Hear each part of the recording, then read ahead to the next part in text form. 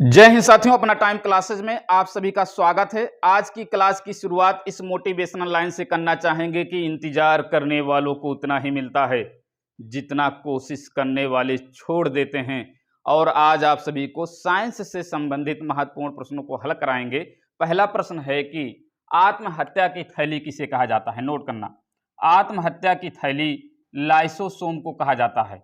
आत्महत्या की थैली लाइसोसोम को कहा जाता है। प्रोटीन की फैक्ट्री किसे कहा जाता है? नोट करना, प्रोटीन की फैक्ट्री राइबोसोम को कहा जाता है। प्रोटीन की फैक्ट्री राइबोसोम को कहा जाता है। और इसका जो मुख्य कार्य होता है प्रोटीन का संश्लेषण करना होता है। प्रोटीन का संश्लेषण करना होता है। और नोट करना, कोशिका का ऊर्जा गृह, कोशिका का ऊर्जा गृह, कोशिका का ऊर्जा गृह किसे कहा जाता है? Power house of the cell किसे कहा जाता है? नोट करना, माइटोकॉन्ड्रिया को, माइटोकॉन्ड्रिया को। इंपॉर्टेंट है, ध्यान देना। और ये भी नोट करना, कोशिका में ऑक्सीकरण जो होता है इसी में होता है, माइटोकॉन्ड्रिया में ही जो है कोशिका में जो ऑक्सीकरण होता है वो माइटोकॉन्ड्रिया में ही होता है। और ये भी नोट करना, माइटोकॉन्ड्रिया में डीएनए, आरएनए और राइबोसोम भी पाया जाता है। और ये भी नोट करना कि यह एटीपी के अणुओं के रूप में, यह जो है एटीपी के अणुओं के रूप में ऊर्जा का उत्पादन करता है। ये भी नोट करना, ये इंपॉर्टेंट है, ठीक है ना। किसके रूप में? एटीपी के रूप में, एडेनोसिन ट्राइफॉस्फेट, एडेनोसिन ट्राइफॉस्फेट के रूप में ये जो है ऊर्जा का उत्पादन करता है। डी ऑक्सी राइबोन्यूक्लिक अम्ल, राइबोन्यूक्लिक अम्ल इसका फुल फॉर्म होता है, ठीक है ना। और आगे देख लेते हैं, कोशिका के अणुओं का यातायात प्रबंधन किसे कहा जाता है? कोशिका के अणुओं का यातायात प्रबंधन, या आप कह सकते हैं traffic manager of the molecule of cell किसे कहा जाता है? तो नोट करना, गाल्जी काय को कहा जाता है। किसको कहा जाता है? गाल्जी काय को कहा जाता है।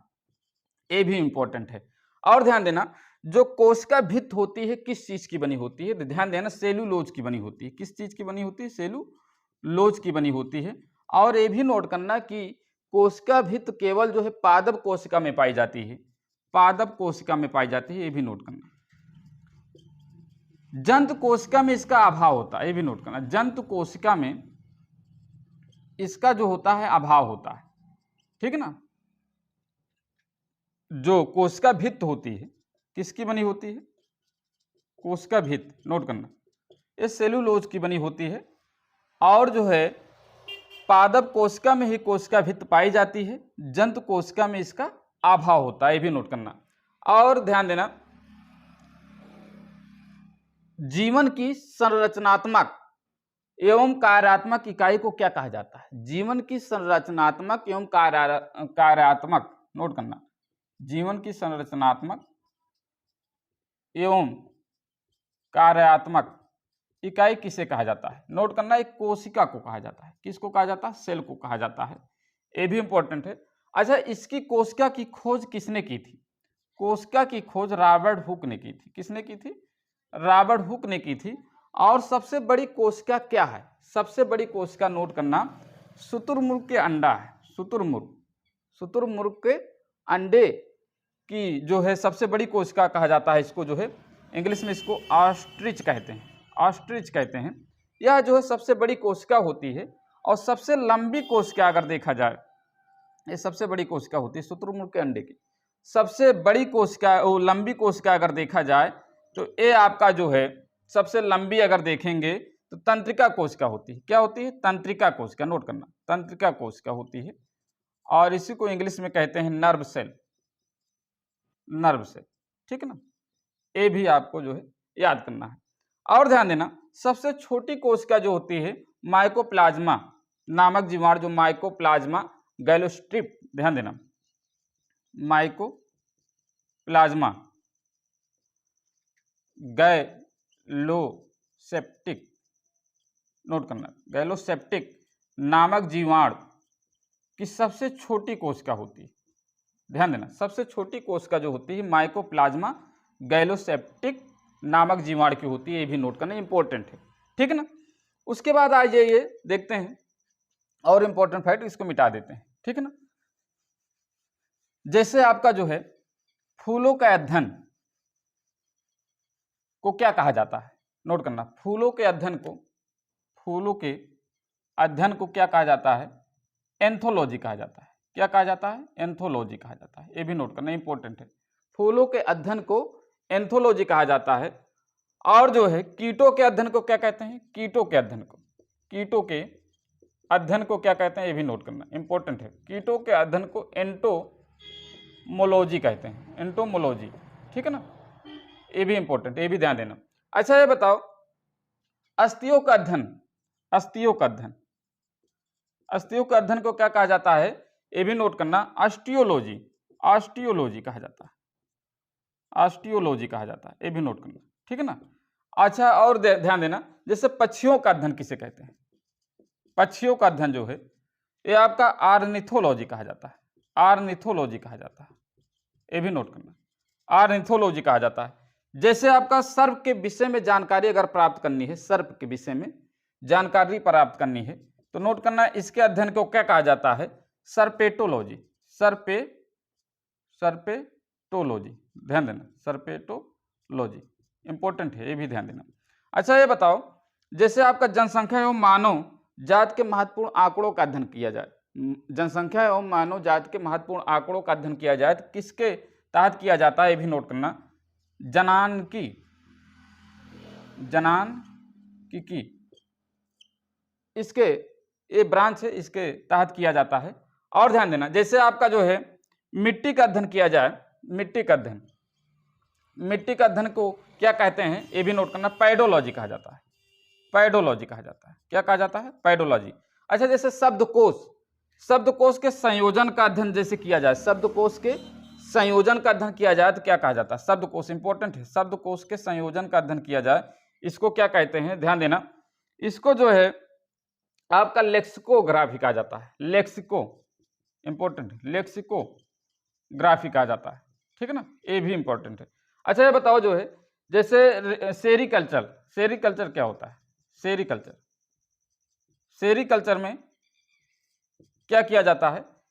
इसमें रेशम कीट पालन किया जाता है, रेशम कीट पालन, नोट करना इंपॉर्टेंट है, रेशम कीट पालन किया जाता है, इंपॉर्टेंट है।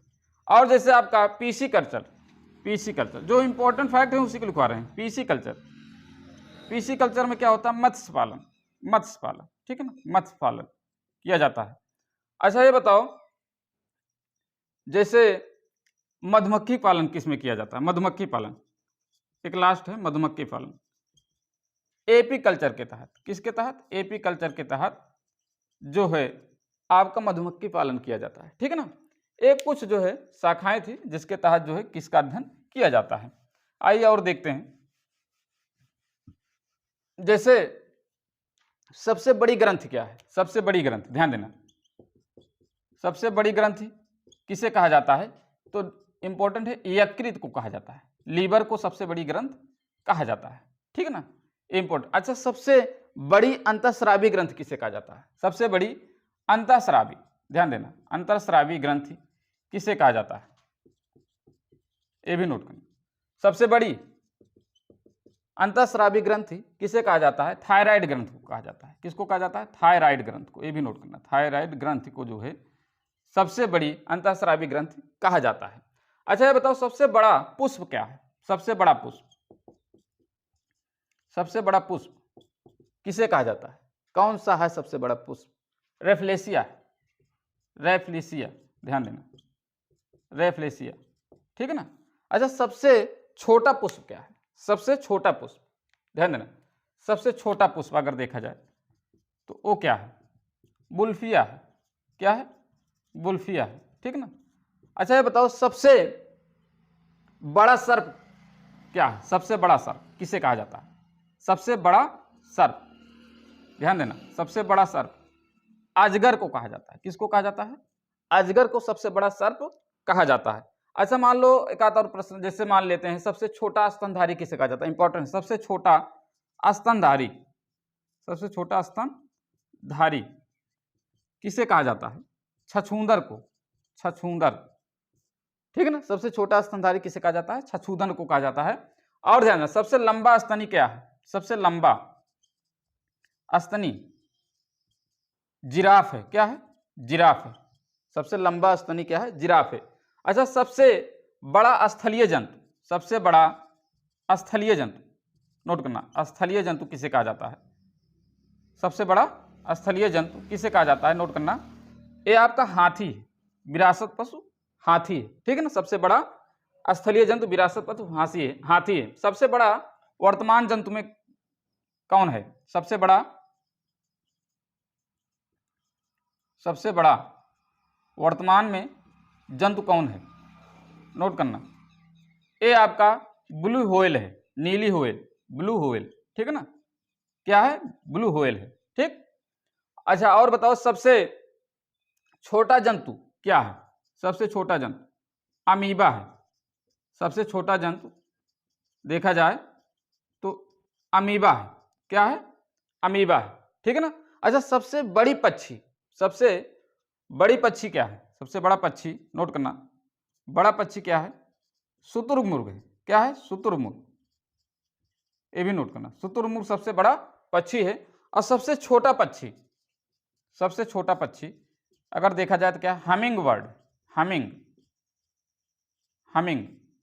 बर्ड, ठीक है ना। सबसे छोटा पक्षी हमिंग बर्ड है और सबसे बड़ा पक्षी शुतुरमुर्ग है, ठीक है ना। और आगे देख लेते हैं, इसको मिटा दें, नोट कर लेना भाई। कॉपी कलम के साथ आप जो है बैठा करें, ताकि जो है दिमाग भी चले और शरीर भी आपका जो है एक्टिव रहे, ठीक। आगे देखिए, जो है जैसे कुछ पदार्थ हैं उनके रासायनिक नाम और रासायनिक सूत्र के बारे में चर्चा कर लेते हैं। जैसे आपका पहला है भारी जल, ध्यान देना, भारी जल किसे कहा जाता है? D2O को, ड्यूटेरियम ऑक्साइड को भारी जल कहा जाता है। ड्यूटेरियम ऑक्साइड को भारी जल कहा जाता है। जैसे आपका जो है कास्टिक सोडा किसे कहा जाता है? नोट करना, caustic soda NaOH, sodium hydroxide को कास्टिक सोडा कहा जाता है। कास्टिक पोटास किसे कहा जाता है? कास्टिक पोटास, नोट करना, KOH को, पोटेशियम हाइड्रोक्साइड को कास्टिक पोटास कहा जाता है। Laughing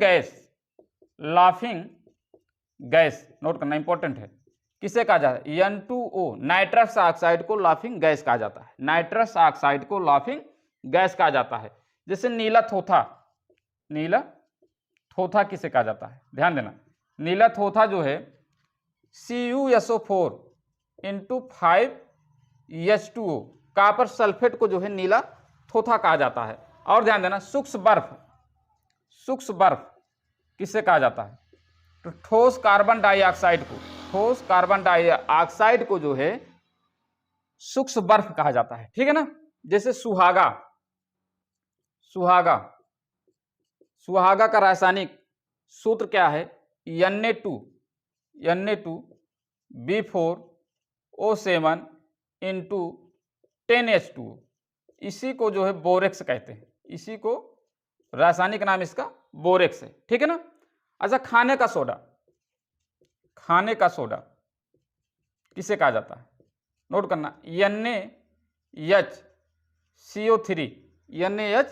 NaHCO3 sodium by carbonate को ही जो है खाने का सोडा कहा जाता है।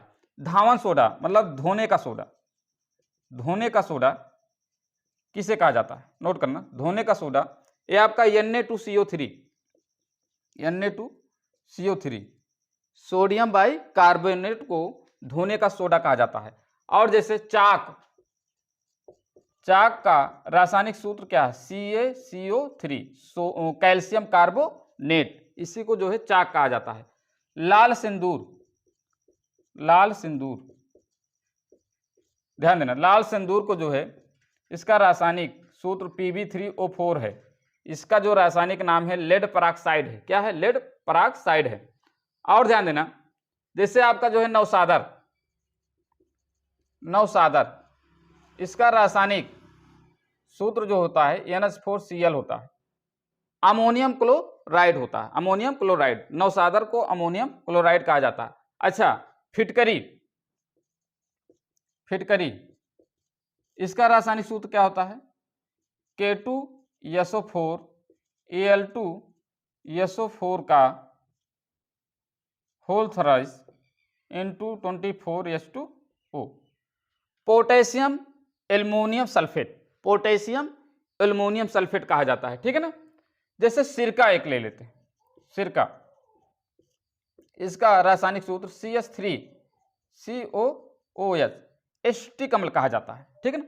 ये कुछ महत्वपूर्ण फैक्ट थे साइंस से संबंधित। अगली वीडियो जो है कुछ और टॉपिक लेकर आएंगे। अगर आप चैनल पर नए हैं तो चैनल को सब्सक्राइब कर दें ताकि हमारी वीडियो का नोटिफिकेशन आप तक सबसे पहले पहुंचे, और इसको ज़्यादा से ज़्यादा शेयर करें। जय हिंद।